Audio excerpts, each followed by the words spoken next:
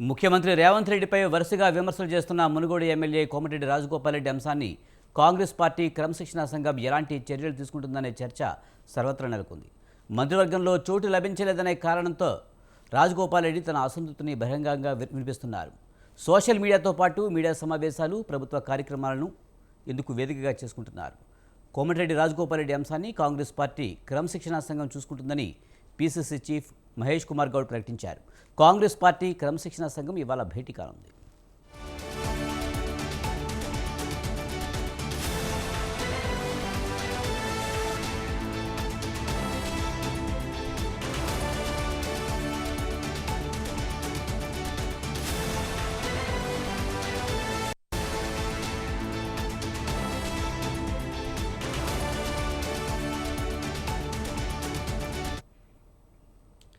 CM Revanth రెడ్డిని లక్ష్యంగా చేసుకుని మునుగోడు ఎమ్మెల్యే కోమటిరెడ్డి రాజగోపాల్ రెడ్డి విమర్శలు చేస్తున్నారు. మంత్రివర్గంలో చోటు దక్కలేదని ఆయన ఈ విమర్శలు చేస్తున్నారని పార్టీ వర్గాల్లో చర్చ సాగుతుంది. మంత్రి పదవి ఇస్తామని కాంగ్రెస్ హైకమాండ్ తనకు మాట ఇచ్చిందని రాజగోపాల్ రెడ్డి చెబుతున్నారు.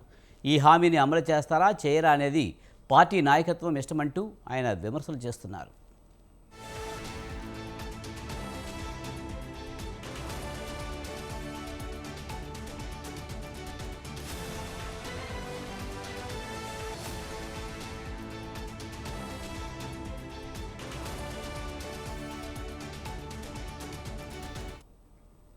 ఈ విమర్శలపై పార్టీ నాయకత్వానికి కానీ క్రమశిక్షణా సంఘానికి ఫిర్యాదులు అందలేదు. దీనిపై ఢిల్లీలో క్రమశిక్షణా సంఘం చైర్మన్ మల్లు రవిని మీడియా ప్రతినిధులు ప్రశ్నించారు. అయితే ఇవి తన దృష్టికి రాలేదని ఆయన చెప్పారు. దీనిపై కోమటిరెడ్డి రాజగోపాల్ రెడ్డితో ఫోన్లో మాట్లాడతానన్నారు. ఇవాళ జరిగే క్రమశిక్షణా కమిటీ భేటీలో కోమటిరెడ్డి రాజగోపాల్ రెడ్డి వ్యవహారంలో ఎలాంటి నిర్ణయం తీసుకుంటారనేది సర్వత్రా ఆసక్తి నెలకొంది. నోటీసులు ఇచ్చి వివరణ కోరతారా, క్రమశిక్షణా సంఘం ముందు హాజరు కావాలని అడుగుతారా అనేది చర్చ సాగుతోంది. దీనిపై మరింత సమాచారాన్ని మా కరెస్పాండెంట్ ఉషా అందిస్తారు. ఉషా, కాంగ్రెస్ పార్టీ క్రమశిక్షణ కమిటీ ఈరోజు భేటీకి సంబంధించి పూర్తి సమాచారం ఏంటి?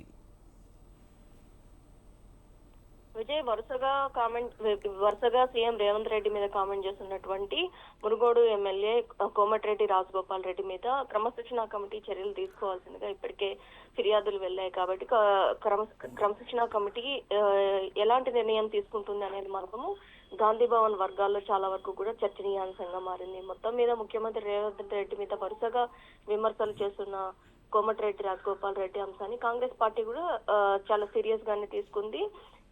మొత్తం కూడా మంత్రివర్గంలో చోటు లభించలేదనే ఆక్రోశంతోనే రాజగోపాల్ రెడ్డి తన అసంతృప్తిని బహిరంగంగా వినిపిస్తున్నారు. సోషల్ మీడియా వేదికగా కూడా మీడియా సమావేశాలు, ప్రభుత్వ కార్యక్రమాల కిందకు వేదికగా చేసుకుంటున్నారు. కోమటిరెడ్డి రాజగోపాల్ రెడ్డి అంశాన్ని కాంగ్రెస్ పార్టీ క్రమశిక్షణ సంఘం ఎలా తీసుకుంటుంది అనేది చాలా సుదీర్ఘ చర్చనీయాంశంగా మారినట్టుగా అయితే తెలుస్తుంది. మొత్తం మీద పిసిసి చీఫ్ మహేష్ కుమార్ గౌడ్ ఈ అంశానికి సంబంధించి ఖచ్చితంగా కాంగ్రెస్ పార్టీ క్రమశిక్షణ కమిటీ చర్యలు తీసుకుంటుందన్న కోణంలో కూడా చెప్పుకుంటూ వచ్చారు. కాంగ్రెస్ పార్టీ క్రమశిక్షణ కమిటీ ఇవాళ భేటీ కానుంది. సీఎం రేవంత్ రెడ్డిని లక్ష్యంగా చేసుకుని మునుగోడు ఎమ్మెల్యే కోమటిరెడ్డి రాజగోపాల్ రెడ్డి వరుస విమర్శలు చేస్తూ వస్తున్నారు. మంత్రివర్గంలో చోటు దక్కలేదని ఆయన ఈ విమర్శలు చేస్తున్నారని పార్టీ వర్గాల్లో చర్చ సాగుతోందని, మంత్రి పదవి చేస్తారని కాంగ్రెస్ హైకమాండ్ తనకు హామీ ఇచ్చిందని రాజగోపాల్ రెడ్డి చెబుతున్నారు. ఈ హామీని అమలు చేస్తారా చేయరా అనేది పార్టీ నాయకత్వం ఇష్టమంటున్నారు ఆయన.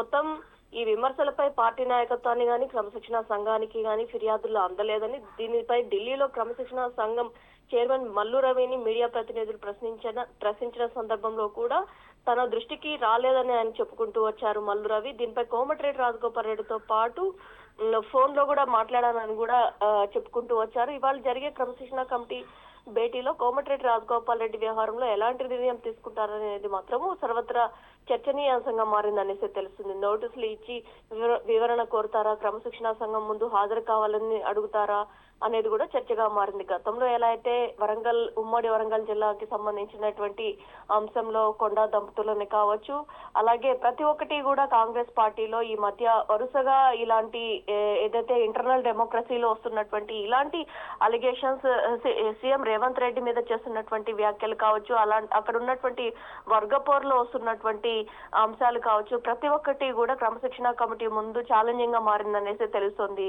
విజయ్.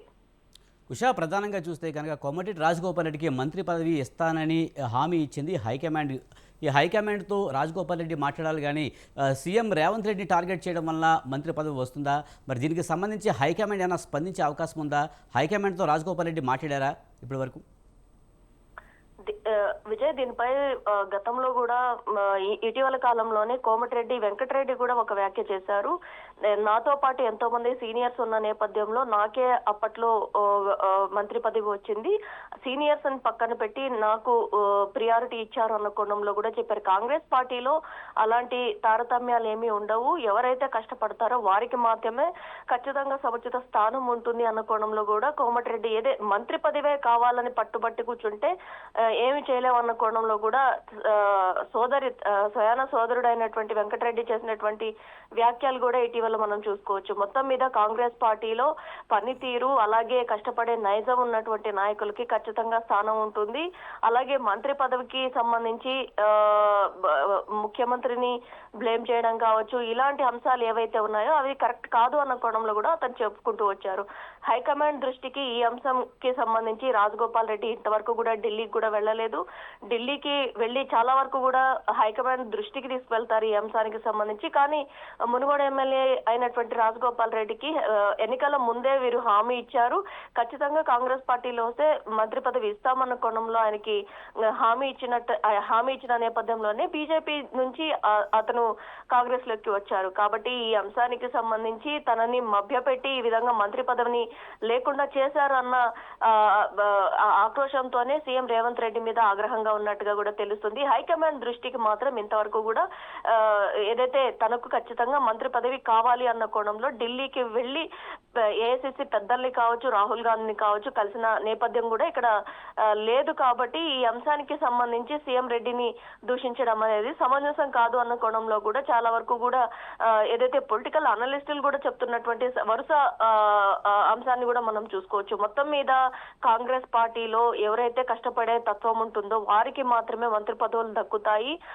అలాగే సామాజిక న్యాయము, ఇటీవల కాంగ్రెస్ పార్టీ చేసినటువంటి కులగణన, ఇవన్నీ కూడా బేరీజు వేసుకొని మంత్రివర్గంలో బీసీ, ఓసీ, ఎస్సీ, ఎస్టీ ఈ సామాజిక వర్గాలకు ఎవరెవరికి ఎలాంటి పదవి ఇవ్వాలి అన్న కోణంలోనే మంత్రి పదవులు దక్కాయి. మరి మిగిలినటువంటి మరో 3 మంత్రి పదవులు ఏవైతే ఉన్నాయో వాటిలో ఖచ్చితంగా కోమటిరెడ్డి రాజగోపాల్ రెడ్డికి మంత్రి పదవి వచ్చే ఛాన్స్ ఉంది. కానీ ఇప్పుడిప్పుడే ఈ విధమైనటువంటి కాంట్రవర్సీ మాటలకి తెరలేపుతున్నటువంటి రాజగోపాల్ రెడ్డి అంశం మాత్రము కాంగ్రెస్ పార్టీకి ఒక లెక్కలో తలనొప్పిగా మారినట్టుగా అయితే తెలుస్తుంది.